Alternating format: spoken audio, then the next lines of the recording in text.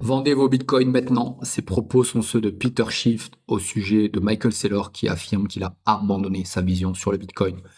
C'était celui qui disait Never sell your bitcoin. Ne vendez jamais vos bitcoins. Il affirmait qu'il ne vendrait jamais ses bitcoins, qu'il achetait massivement pour en avoir 840 000, enfin, un des plus gros ou le plus gros portefeuille actif sur la blockchain. Et pourtant, depuis quelques mois, il a commencé à Bitcoin qui avait fait paniquer le marché.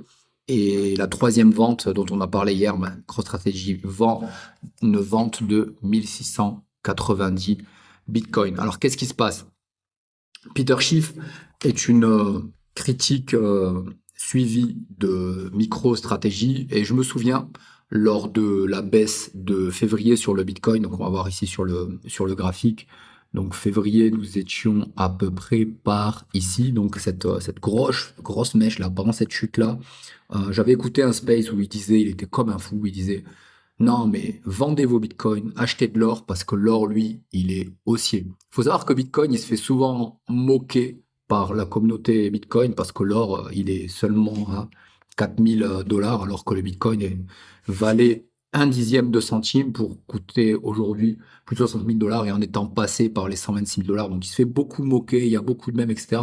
Donc là, il était vraiment euphorique puisqu'on avait en février un Bitcoin qui descendait quasiment tout droit et j'en ai profité bien sûr de cette baisse, hein. Il y a beaucoup de cash qui ont été faits et on voyait peut-être un petit rebond ici pour repartir. Donc c'est ce qui s'est passé, mais bon, c'est pas allé beaucoup plus profondément que ce qu'on attendait. Cela dit, c'est pas fini, ok.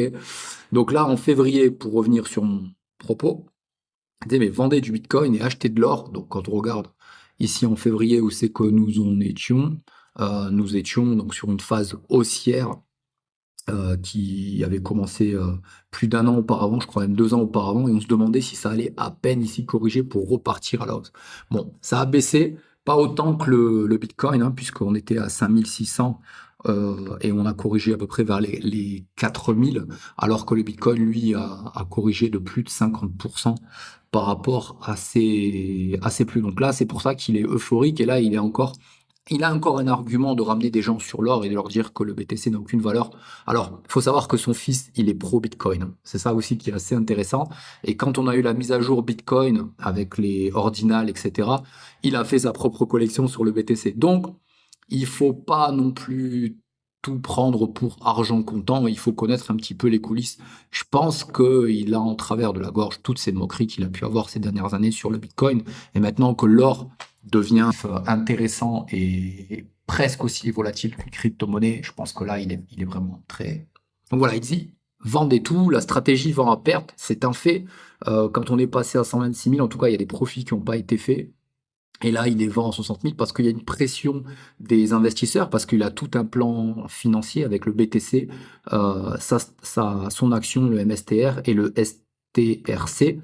Donc, c'est assez complexe à comprendre. Même moi, honnêtement, j'ai pas compris son système, mais en gros, il a besoin de cash pour payer les gens qui lui prêtent. Et en vendant là, avec la vente d'hier, il est sur 4,6 milliards de dollars et il a quasiment 3 ans de couverture pour pouvoir payer. Et d'ici 3 ans, par rapport à ce que fait le Bitcoin, eh ben, on sera sur un nouveau top de BTC. Et statistiquement, le nouveau top est toujours au-delà du dernier top réalisé qui est actuellement à 126 000 $. Donc, c'est pas moi qui vais critiquer Michael Saylor. Le jour où j'aurai un portefeuille plus gros que Michael Saylor, peut-être, mais je ne prétends pas critiquer des personnes qui ont réalisé des choses beaucoup plus grandes que moi. Je ne fais que prendre note des faits et rien que les faits, mesdames et messieurs. Donc voilà, après, sur le prix du Bitcoin, on a un contexte géopolitique qui n'est pas à ignorer, puisque la hausse du pétrole fait potentiellement monter l'inflation, ce qui fait potentiellement réagir le dollar, et donc ce qui fait potentiellement réagir les prix du marché sur Bitcoin. Donc regardez la vidéo d'hier pour voir mes perspectives et mes positions sur le Bitcoin, l'or et les altcoins. Ah oui, aussi sur Michael Saylor. Donc Michael Saylor, c'est lui donc sur X, hein. Et c'est marrant parce que avec ces derniers mouvements où Au départ, il devait jamais vendre ses bitcoins. Donc maintenant qu'il les vend pour du dollar, il dit que, attention, MicroStrategy, c'est un pont maintenant entre le bitcoin et les stablecoins. Tiens, c'est intéressant. C'est vraiment intéressant. Et Peter Schiff, voilà, c'est cette personne-là.